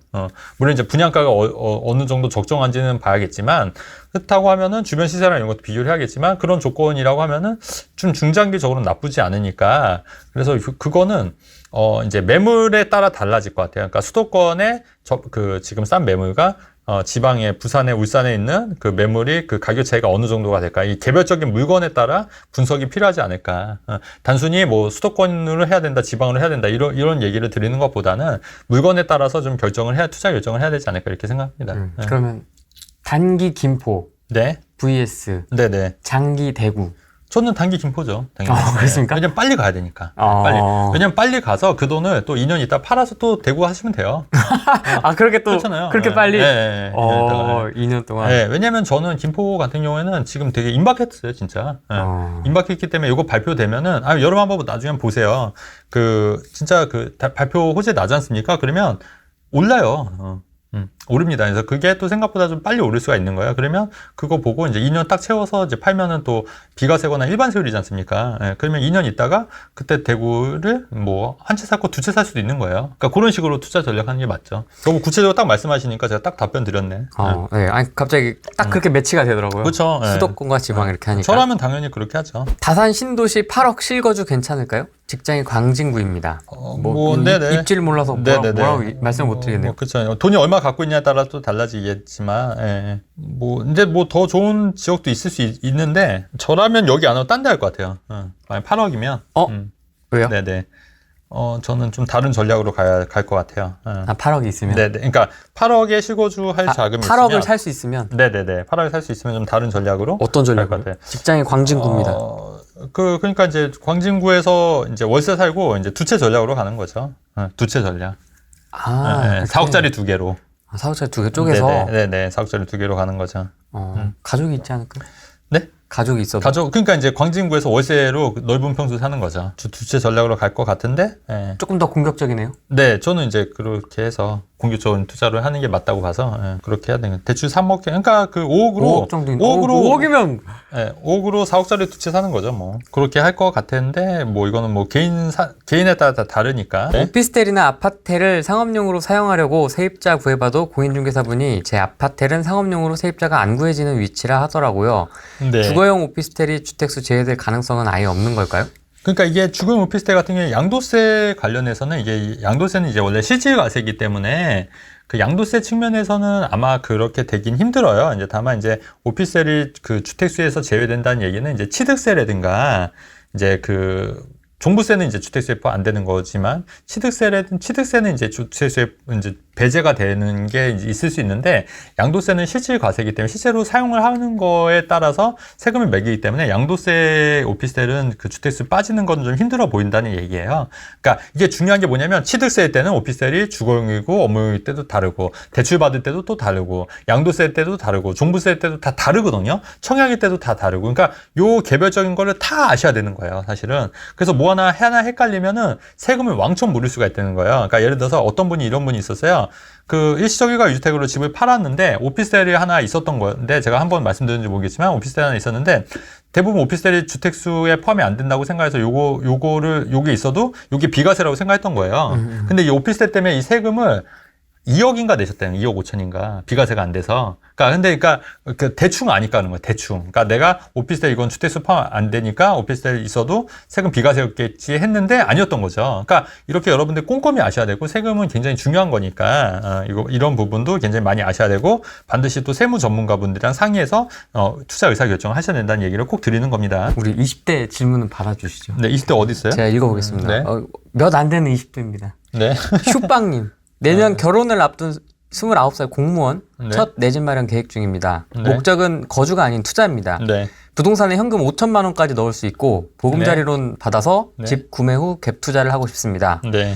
원리금 같은 부동산 지출은 많아도 월 120 미만으로 잡고 가능하면 대출만으로 구매하고 싶은데 어떻게 해야 가장 좋을까요? 월 소득이 얼마인지가 일단 맞아요. 그렇긴 한데 안 나와 있어요. 네, 일단은 제가 드리고 싶은 말씀은 그 첫 투자니까 첫 투자인 만큼 너무 무리해서 하지 마시고 너무 대출을 땡겨서 하게 되면은 빡빡해질 수 있어요. 삶이 그러면 이제 투자를 오히려 더 멀어질 수가 있거든요. 그래서 제가 항상 강조하는 게 첫 투자이고 하니까 굉장히 좀 소액 투자부터 해보자. 적은 돈으로. 그럼 만약에 그 지금 현재 5천만 원 있다고 말씀했지 않습니까? 그러면 제가 볼 때는 이거를 막 그 뭐 풀로 땡겨서 뭐 6억짜리, 7억짜리 아파트 5억 대출 받아서 사는 것보다는 네. 그냥 한 2, 3억대 아파트를 사서 2, 3억대나 뭐 한 3억대 정도는 소득이 얼마에 따라 달라지겠지만 그렇게 해서 작게 좀 시작을 해서 대출을 받아서 이제 월세를 받고 이렇게 세팅하는 방법이 있고요. 네. 그리고 만약에 이거는 대출 받아서 이제 그 월세 놓으면 이건 갭투자는 아니고 갭투자라는 얘기는 매매가 전세가 차이가 적은 거를 이제 사는 거기 때문에 이거는 이제 대출 받아서 월세 세팅하는 거는 이제 갭투자는 엄밀히 말하면 갭투자는 아닌 거잖아요. 그래서 네. 이렇게 해서 한번 해보는 것도 그러니까 가액을 좀 낮게 잡았으면 좋겠어요. 그러니까 가액이 너무 막 6억대, 7억대 이런 아파트를 사시는 게 아니라 좀 이렇게 적은 금액 있잖아요. 한 2, 3억대 우리가 조금 근데 2, 3억대 아파트가 어딨냐면 좀 약간 좀 수도권에서 좀 떨어지는 지역이긴 해요. 네. 그러니까 이렇게 해서 멀리 돌아와야죠, 뭐. 그러니까 이게 약간 바둑 이론이 있죠, 바둑. 그러니까 오목처럼 중앙에서 하는 게 아니라 이제 멀리 보서리부터 시작해서 안쪽으로 깔아놓고. 들어오는, 안쪽으로 들어오는 전략으로 그렇게 하고 첫 투자하니까 또 실패할 확률도 굉장히 높거든요, 사실. 그렇기 때문에 첫 투자일수록 아주 소액으로, 그 다음에 첫 투자가 실패하더라도 두 번째, 세 번째 투자가 성공할 수 있도록 아주 적은 돈으로 투자하는 게 저는 맞다고 봐요.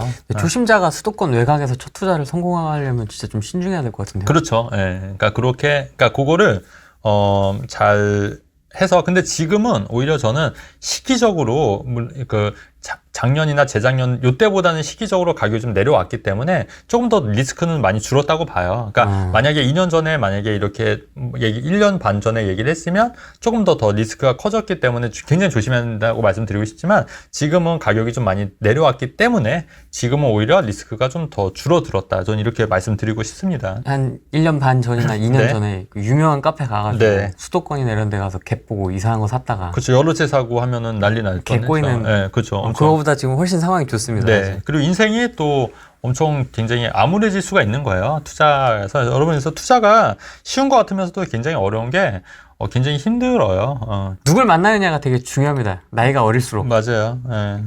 부동산 멘토도 그렇고요. 네.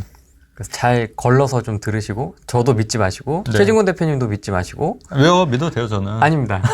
그 누구도 믿지 마십시오. 아, 네네. 네, 어느 누구도 믿지 마시고 네네. 두루두루 정보를 다 이렇게 좀 섭취하면서 편식하지 마시고 맞습니다. 네. 다 섭취를 하시고 그 다음에 판단하시는 게 맞는 네. 것 같습니다. 네. 친절한 배과장님이 최진곤 대표님 방송 통해서 시장 흐름 감 잡고 3월에 매수한 2번 주택, 송파동 일시적 2주택 한 달 사이에 1억 7천 반등한 실거래가 되었습니다. 현재 보유주택도 반등 거래가 되고 있고요. 남들이 미쳤다고 하는 타이밍에 마인드 잡는데 큰 도움 되었습니다. 네, 감사합니다. 남들이 미쳤다고 하는 타이밍을 잡는 방법 궁금합니다. 그러니까 제가 말씀드린 게 그 자기 확신이 있어야 돼요. 그러니까 제 유튜브에서도 한번 말씀드렸었는데 제가 그 여기 후레인 TV니까 한번 더 얘기할게요. 뭐냐면 네, 그 제가 20대 중후반 때 저희 어머니가 그 개를 하셨었는데 그 개주가 갑자기 자살을 하면서 이제 개돈을 못 받은 사람들이 저희 어머니가 개돈을 먼저 탔다는 이유로 저희한테 이제 소송을 건 거예요. 1억을. 근데 저희 어머니가 이제 개를 혼자 한 게 아니라 누나 명의로도 했고 또 뭐 형 명의로도 하고 이렇게 여러 개를 했었고 실제 낸 돈과 받은 돈이 거의 비슷했던 거예요. 그래서 이런 거 부분을 얘기를 했는데 1심에서는 저희가 져서 2,150만 원은 이제 갚으라고 판결이 나온 거거든요. 변호사를 썼는데도 불구하고. 그래서 이제 제가 가만 보니까 이거를 계산 방법을 약간만 비틀면 저희가 이길 수도 있다는 생각이 들었거든요. 20대 중반 때. 그래서 제가 변호사님한테 이거 계산 방법 이렇게 해서 소송 항소하겠다고 했더니 할아버지셨는데 변호사분이 쓸데없는 소리 하지 말라고. 네가 뭘 아냐고. 너가 아직 20대 어리니까 뭘 아냐고. 이런 식으로 막 면박을 주셨어요. 그러면 이제 그 당시 그런 나이 20대 중반이니까 그냥 그런가 보다 했을 거잖아요. 근데 저도 나름 고집이 있었던 게 그거를 제가 그 나홀로 소송을 해서 항소를 했던 거예요. 아 항소. 진짜요? 네. 그 변호사는 안 해주고. 안 해주고. 그거 안 한다고 하니까. 그래서 나홀로 소송을 항소를 해서 결국 제가 뒤집어서 이겼어요. 그래서 한 푼도 안 냈거든요. 그게 20대 중반 때 얘기예요. 그래서 항소를 해서 이겼어요. 그 항소를 해서 이겨가지고 그때 제가 는 게 뭐냐면 변호사라고 하더라도 틀릴 수가 있구나. 그 되게 유명하셨던 변호사거든요, 나름. 그때 당시에는. 근데 틀릴 수가 있구나. 내 방법이 맞을 수가 있구나. 그리고 우리 회사 항소에서 이기니까 그때 소송 같이 당했던 사람들도 다른 변호사가 내 그거를 계산법 물어보는 거예요. 네. 그래서 근데 그 변호사도 처음에 되게 저 무시했었거든요. 그래서 좀 얘기 안 했더니 나중에 그 사람이 나중에 그 소송 그 기록을 볼 수가 있어요. 열람할 수가 있어요. 그렇게 해서 보더라고요, 제 거를. 그래서 걔네도 이겼어요, 나중에는. 또 변호사들이 그 자기 일이 아니니까 이렇게 신경을 별로 안 쓰는 거예요. 그리고 어떻게 보면 관점만 달리하면은 충분히 이길 수가 있는 거예요. 관점을 달리하면은. 그래서 그때 생각이 든 게 뭐냐면, 내가 자기 확신을 갖고 밀어붙였더니 성공한 거예요. 그러니까 저는 그 20대 중반에 그 경험이 저한테는 정말 컸거든요. 그러니까 자신감이 확 올라가더라고요.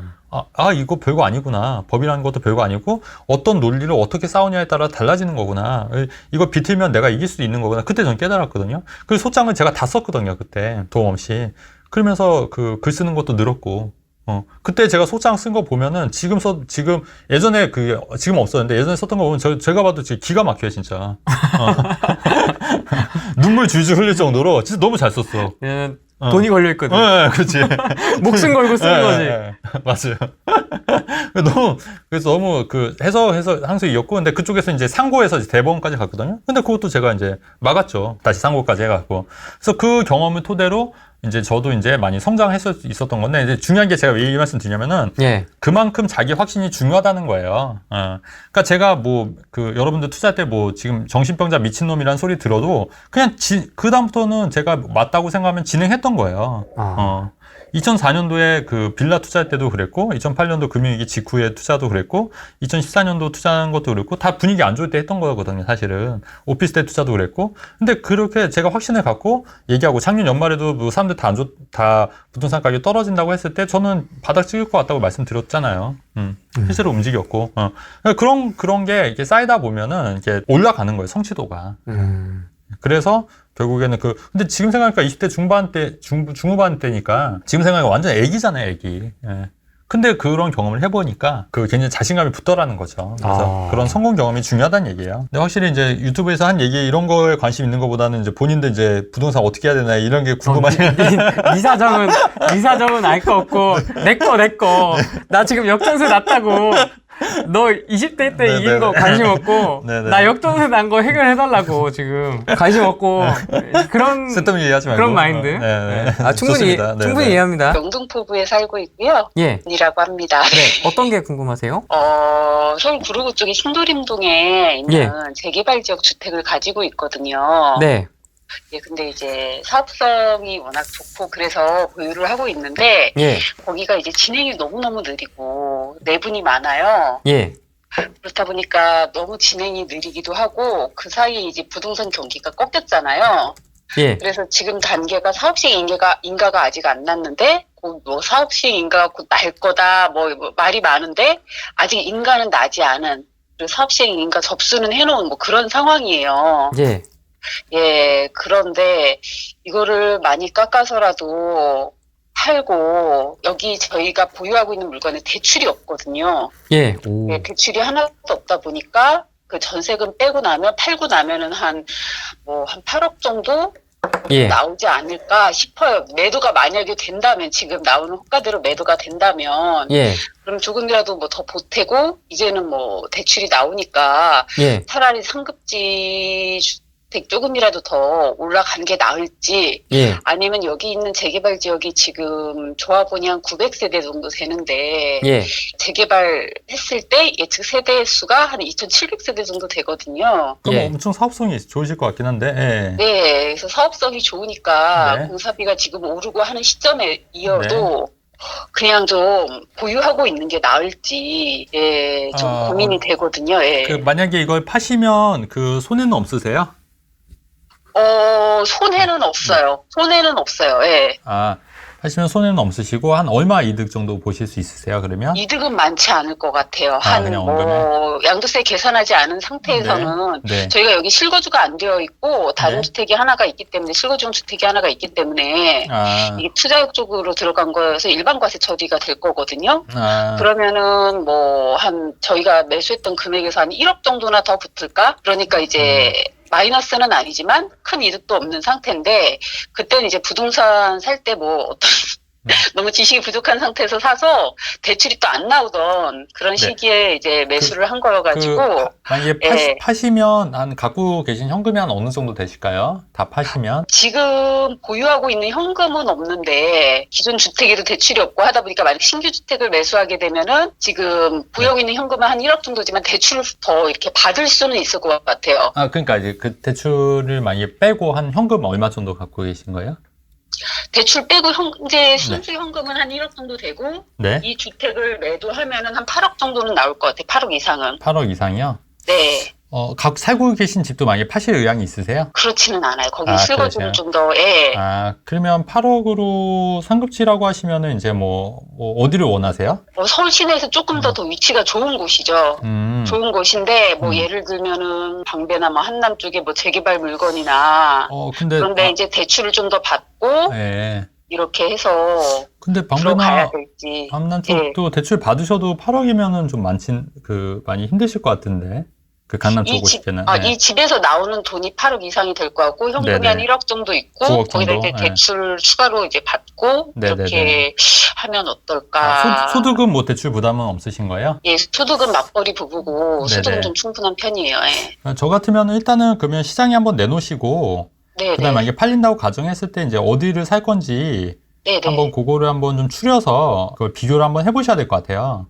네. 그래서 만약에 괜찮은 지역이 있다고 하면은 아까 말씀하신 대로 이거를 만약에 팔고 네네. 이거 가시는 것도 나쁘진 않을 수 있거든요, 현 시점에서. 네. 근데 이제 중요한 게 어쨌든 팔려야 되는 거니까 네네. 일단은 이제 입질이 와야 되잖아요. 근데 네. 만약에 이거 시장에 내놔도 안 팔릴 수도 있는 거잖아요, 사실. 여기가 별로 알려지지 않은 지역이라서 그런지 네네. 사업성이 좋아도 매물이 네. 매도가 안 되더라고요. 그래서 네. 만약에 네. 할 거면 정말 예. 그러니까 이제 중요한 게 팔리는 게 관건이에요. 팔리면 빨리 알아보고 이제 할 수는 있을 네네. 것 같아요. 그 정도 금액이면. 네. 근데 이제 문제는 이제 안 팔리면 이제 의미가 없으니까.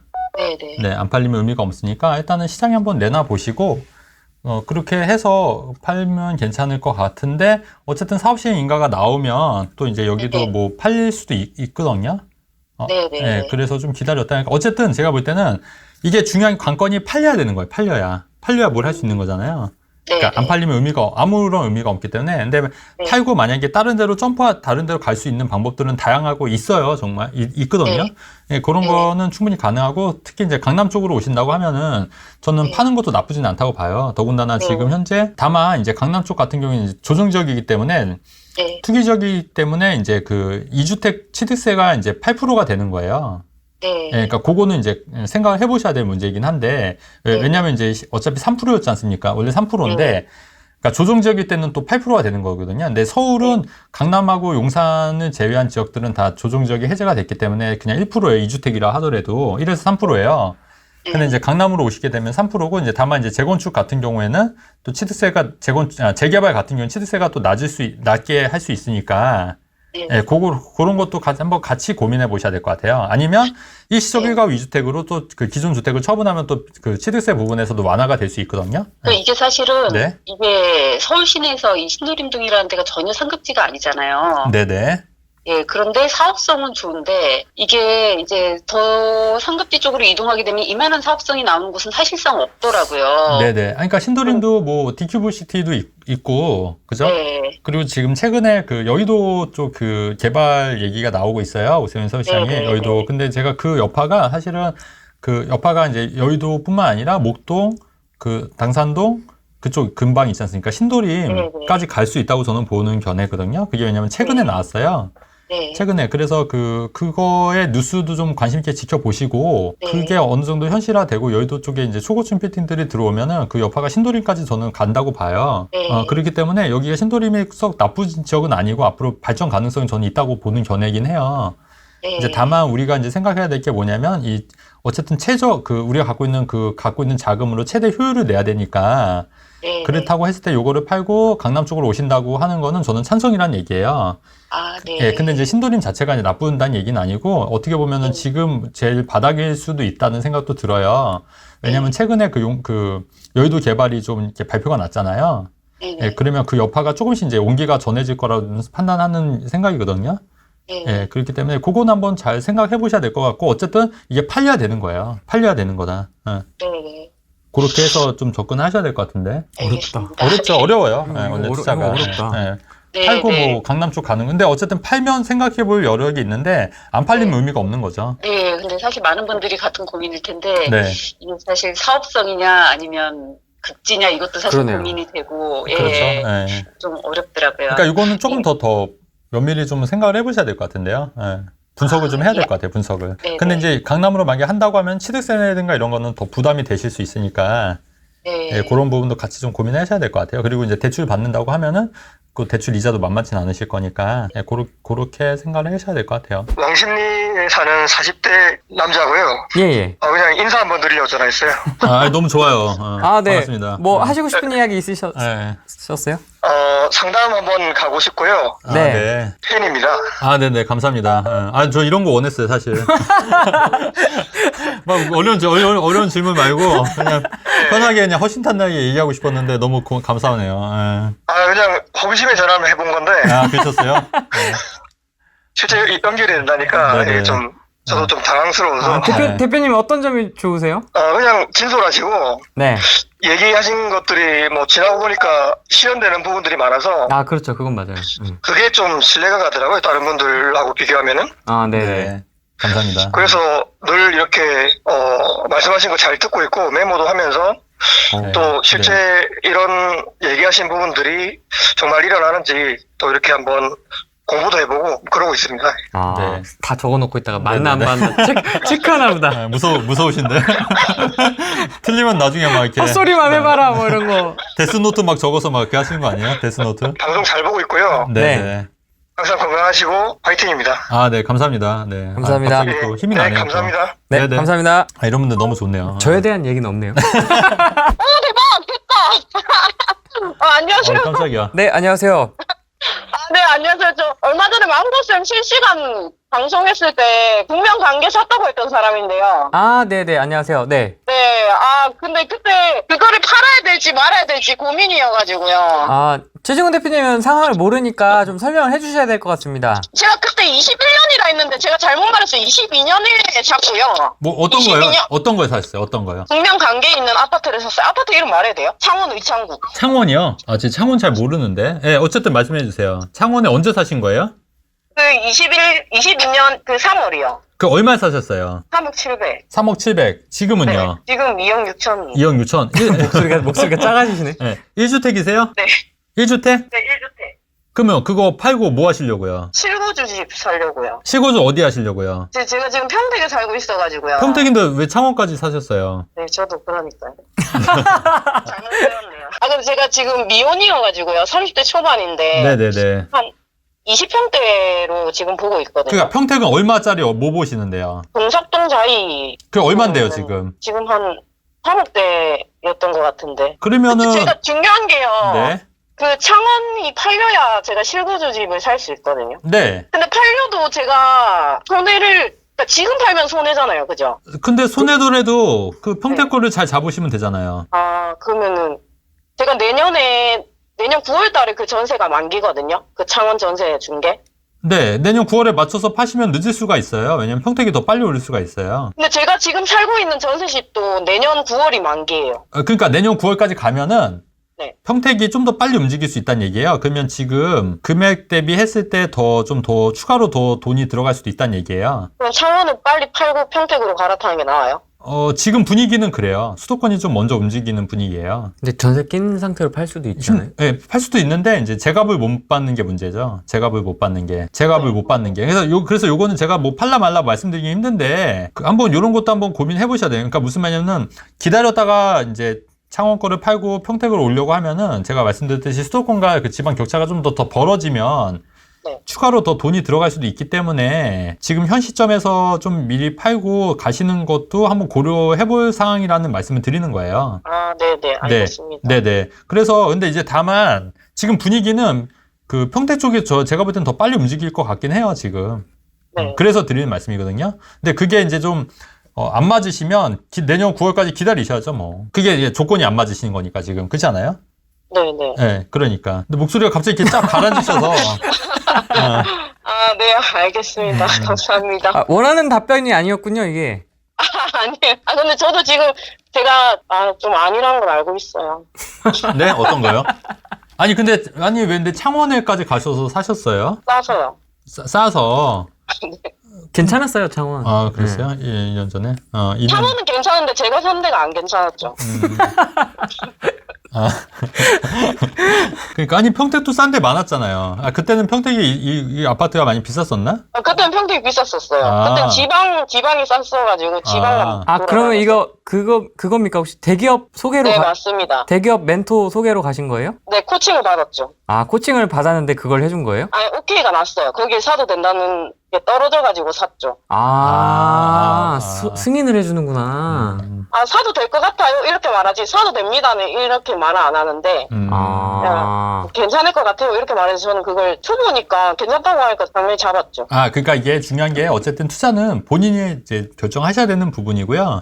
어쨌든 네네. 전문가 의견은 또 참고하셔야 되는 부분이긴 한데, 어쨌든 그 본인만의 어떤 그 좀 기준들이 있어야 될 것 같고요. 아까 그 프레임 TV에서도 얘기했지만, 모든 전문가 말을 다 뭐 맹신을 믿을 필요는 없는 거고, 어쨌든 투자는 본인이 판단하시는 거잖아요. 제 얘기도 한번 들어보시고, 또 다른 사람 얘기도 한번 들어보시고, 종합적으로 고려해서 본인이 이제 결정하실 문제이긴 해요. 근데 이제 제가 드리고 싶은 얘기는 뭐냐면, 지금 트렌드는 뭐냐면, 예전 같은 경우에 평택보다 지방 쪽 가는 트렌드가 맞았는데, 지금은 대거 수도권이 조중적이 해제가 되다 보니까, 평택 쪽도, 그러니까 수도권도 굉장히 그 지방보다는 더 빨리 움직일 것 같다는 게 제 생각인 거고, 최근에 용인 그 반도체 들어온다고 했잖아요. 그게 사실은 평택이나 이쪽도 다 호재 지역이긴 하거든요. 동탄, 평택 다 호재 지역이에요, 사실. 그 여파가 이쪽도 가는 거기 때문에, 제가 볼 때는 그 창원과의 격차는 조금 더 벌어질 수 있다는 얘기예요. 그렇기 때문에 뭔가 결정을 하실 거면 좀 빨리 서두르시는 것도 전 나쁘지 않다는 보는 견해거든요.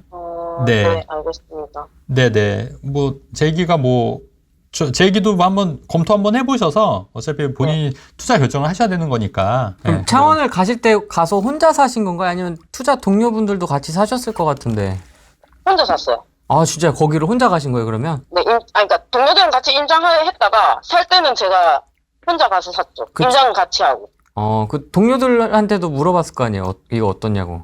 멘토님이 괜찮다고 하니까 그 말만 믿은 거죠. 네. 그러니까 어쨌든 그거는 남 탓할 건 아닌 것 같고요. 제가 볼 때는. 네네, 맞아요. 제 잘못이죠. 네, 제가 그렇긴 잘못한 거죠. 한데 이제 본인이 생각할 때 이제 제가 자꾸 본인만의 좀 기준을 가지시라는 게 필요한 게 뭐냐면, 어쨌든 요번에 한번 경험해 보셨잖아요. 네네. 그러니까 요거를 이제 타산지석 삼아서 앞으로 투자를 잘 하시면 돼요. 제가 볼 때는 물론 강의나 이런 것도 중요하지만, 이렇게 내공을 쌓고 한 번씩 투자해보는 게 진짜 도움이 되는 거거든요, 사실은. 그래서 요번에 이걸 계기로 한 번 더 이렇게 한 단계 더 성숙한, 이렇게 한 단계 올라설 수 있는 투자자가 되셨으면 좋겠다는 좀 생각이 들거든요. 네, 감사합니다. 예, 그리고 저 같으면 어차피 여기가 실거주가 되기 때문에 저는 좀 손해를 보더라도 일로 저 같으면 갈아탈 것 같아요, 지금. 지금이요? 네, 저 같으면. 네. 저 같으면. 저 같으면 뭔데요? 그러니까 저라면. 네, 저라면. 알겠습니다. 그러니까 그 부분은 잘 고민을 해보시라는 얘기예요. 지금 트렌드는 어쨌든 그런 식으로 좀 바뀐 거예요. 네, 감사합니다. 네, 고맙습니다. 네. 네. 목소리가 좀 못 믿어오신 것 같아요. 아니, 그러니까 이런 거죠. 지금 어떤 심리냐면, 팔기 싫은 거야. 까이니까, 돈이 까이니까, 지금 팔기 싫은데, 팔지 않으면서 네. 어나더 솔루션이 나왔으면 했는데, 그게 지금 안 나오니까, 나오기가 어렵죠. 그렇죠. 사실. 근데 자금이 되면 그것도 유지하고 이것도 사시면 되죠, 뭐. 자금이 되시면. 왜냐면 지금 한 4천 정도? 마이너스니까. 4,700 정도가 마이너스니까 네네. 팔기가 싫은 거지. 네, 그렇죠. 그러니까 자금이 여유가 되시면 투채 전략, 일시적 일가 위주택 되고, 이쪽에 평택 아파트를 사더라도 기존 주택 3년 이내에 팔면 비과세가 되는 측면이 있고, 어차피 그게 비과세라는 것도 의미가 없는 게, 마이너스로 팔면 세금이 없어요. 세금이 없기 때문에, 양도 차익이 없기 때문에, 그건 상관없습니다. 그래서 만약에 첫 번째 주택이 투자 실패했다고 하면은 두 번째, 세 번째라도 잘 사시면 되는 거예요. 저도 네. 첫 번째 투자를 쓰레기를 샀거든요. 네. 그래서 마이너스 800 던지고 다시 세팅해서 이렇게 이제 하려고 했었다가 갑자기 그 16년도에 그 추억이 떠오르네요. 저도 첫 투자가 아주 개차반이었습니다. 그냥 막 누수 터지고 그리고 반쪽 그러니까 뭐죠 옥상 도배 네. 아니, 뭐죠 방수 옥상 방수 해서 겨우 팔고 네, 그런 경험들이 있는데 근데 잘 되실 거예요. 이렇게 그렇죠. 한번 경험을 하면. 근데 평택에 사시는 분이 굳이 왜 그 창원까지 가서 왜냐면 관리하기가 힘들잖아요. 관리하기가 그때는 다 막아놨잖아요. 대기업이나 커뮤니티에서 지방 가라고 이렇게 했어요. 원주 가라, 춘천 가라, 천안 가라. 천안 불린 사람 있을 거야 아마. 그거 어딘지 아시죠 여러분? 천안 밀었던 애, 걔 아시죠? 3천만 원으로 있어요 그런 애가. 천안 갔던 애, 서산, 당진, 네네. 그다음에 뭐 여순광, 그다음에 그래요? 이쪽. 대충 알 것 같아요. 그래서 이제 거기에서 보냈는데 이렇게 좀 같이 가는 것도 괜찮은데 초반에는 초보자 때는 이렇게 같이 가서 좀 여자 남자 섞여가지고 같이 가면 이렇게 보는 눈이 다 다르거든요 스타일이. 그래서 남자가 보는 스타일이 있고 여자가 보는 스타일이고 또 똑같은 물건인데도 좋게 네. 보는 사람이 있고 나쁘게 보는 사람이 있고 재밌더라고요. 저도 또 한마디 좀 하자면 가끔 이렇게 저희 집 앞에서 이렇게 대여섯 명 이렇게 모여서 막 이렇게 지도 보고 막 이렇게 하시는 분들이 있어요. 그게 네. 아마 임장 그런 거 모임인 것 같아요. 임장 모임. 임장반. 네. 임장반에서. 근데 저는 그렇게 안 해봐서 그런지 몰라도 그게 썩 좋아 보이진 않더라고요. 임장반 해서. 그래서 어차피 임장하실 거면 굳이 이렇게 여럿이서 가실 필요 없고, 잘 모르셔서 그럴 수도 있는데, 그냥 혼자 가셔도 되고, 그 다음에 여러분 임장이 그렇게 어려운 게 아니거든요. 그러니까 그거를 막 이렇게, 굉장히 뭐 이렇게 중요하고 어렵다고 생각하실 의미도 없는 게, 그냥 부동산 가서, 혼자 가셔서, 그냥 커피 한 잔 들고 가셔도 돼요. 그냥, 그리고 부동산 얘기 안 하고, 그냥 이런저런 얘기하셔도 되거든요. 심심해요 혼자 가면. 그래요? 네. 그래서 저는 그렇게 안 해봐서. 재미가 없어요 혼자 가면. 저는. 그래요? 네. 저도 뭐 촬영차 이제 휘파람님하고도 다녀보고 네네. 뭐 메디테라님도 가보고 네. 뭐 바람의 색상님 뭐 이렇게 해보면 네네네. 확실히 같이 가는 게 재밌긴 합니다. 그래요? 그러니까 저는 이제 그래 본 적은 없어서 네. 그런 거 보면 저는 약간 좀 다른 길을 좀 간 것 같아요. 다른 길. 시라손이. 시라소니? 맞아요. 항상 혼자 다니잖아요. 그래요? 내공은 이렇게 돼 있는데. 그런가? 절대 고수 이렇게 막 시라손이. 오늘은 여기까지 하겠습니다. 고맙습니다. 네, 감사합니다. 네.